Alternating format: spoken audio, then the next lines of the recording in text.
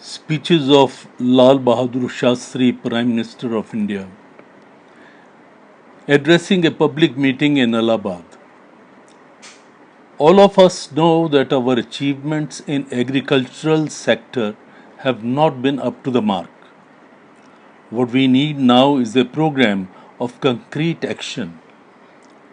To produce immediate results, such a program has to be conceived in terms of the resources and facilities which are available and not in terms of what might be done in ideal conditions or in the distant future. All too often, there are complaints about shortages and shortage of fertilizers because we do not produce enough and we cannot import enough. But are we making fullest possible use of compost, manure, and other indigenously available sources of nutrition for the soil? We are planning many major projects, irrigation projects, but even while these are under construction, are we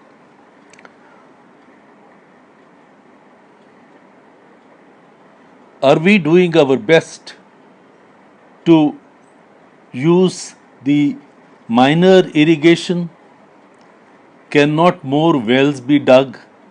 Cannot more ponds be deepened? And cannot the available waters of irrigation projects already completed be more fully utilized?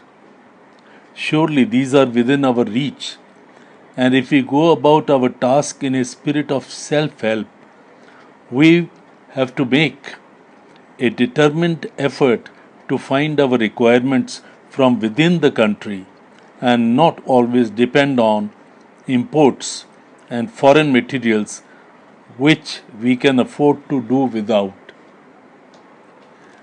Downsigning the administrative is essential.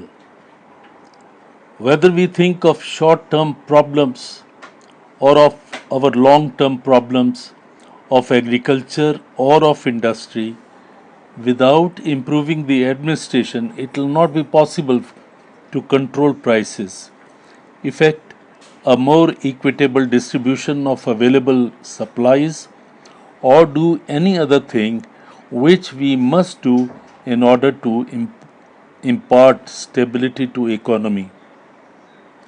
Again, it is only through better administration that the public sector projects can be completed with speed and the private sector can discharge its responsibility in the way it should. So far as the rural population is concerned, we certainly do not want to add to the burdens of the farmer. Yet I know Indian farmer would be willing to pay more if he sees some tangible results before his eyes. Perhaps one reason why we find it is difficult to secure cooperation from the farmer is that we do not establish the kind of visible link which is needed between the contribution which the farmer makes and the benefits accrue to him.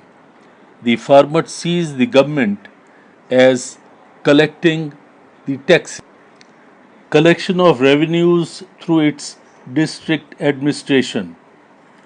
He also sees a number of other people who are building roads, bridges, hospitals, and schools, providing fertilizers, seeds, and credit. He does not see the link between the two sets of operations. In my opinion, we shall have greater success in raising additional revenues from the agriculture community if we can give them the orientation and appearance of a better levy. Thus, if we now bridge the and a bridge built is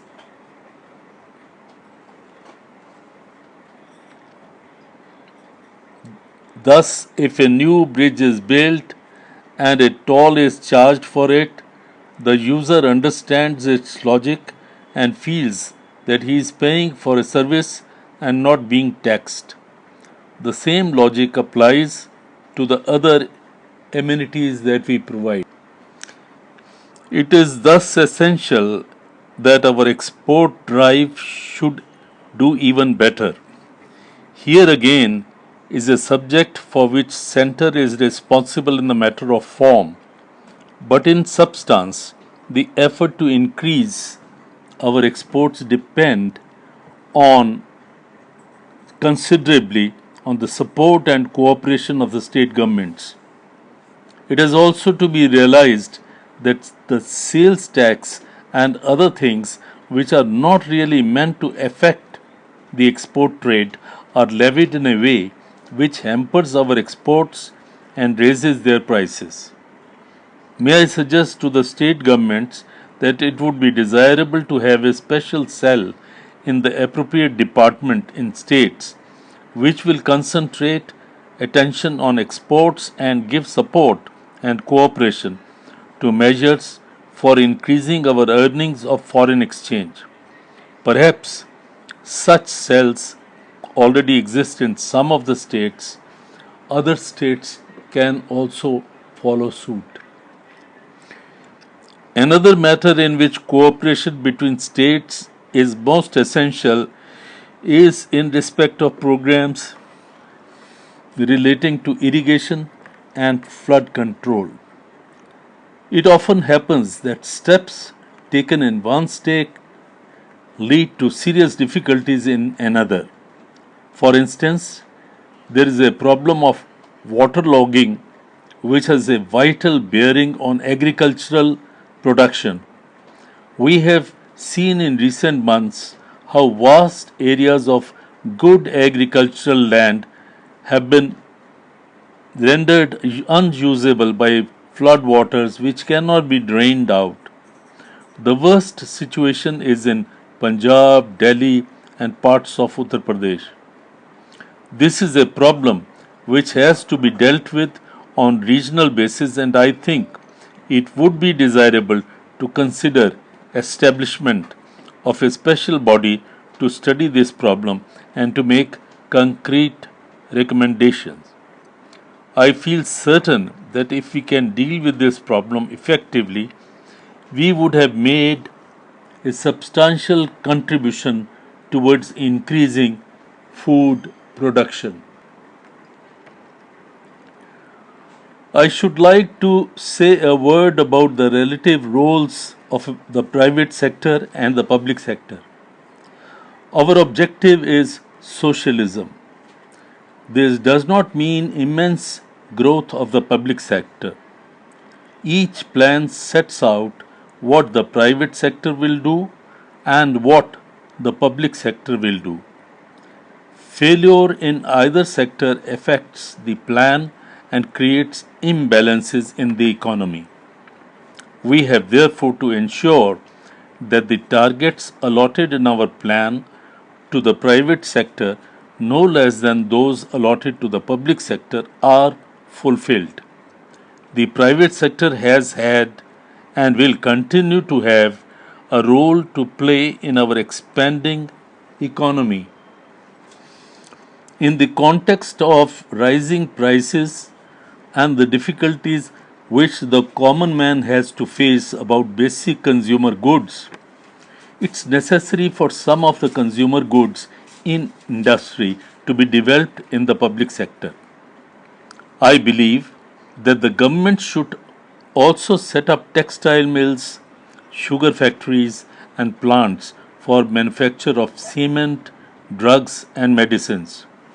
Only then can we be assured that the shortages which we have been experiencing in the recent past will not become chronic. Such industries will also give us better profit and larger scope for employment. I have deliberately confined myself to certain practical issues which seem to me to be of paramount importance. They are issues for us to face here and now. Unless we stabilize prices, increase production, and improve our administration, the most careful plan will not help us. We who claim to be responsible to the people have to be responsive to the people. It is up to us to restore to them a sense of dignity and hope. Unless we are able to do this in the remaining year and half of this plan, our fourth plan may not succeed, no matter what resources we mobilize. The fourth plan presents a challenge to the nation. The challenge can only be met if we are prepared to undertake the many tasks which confront us with a truly national approach.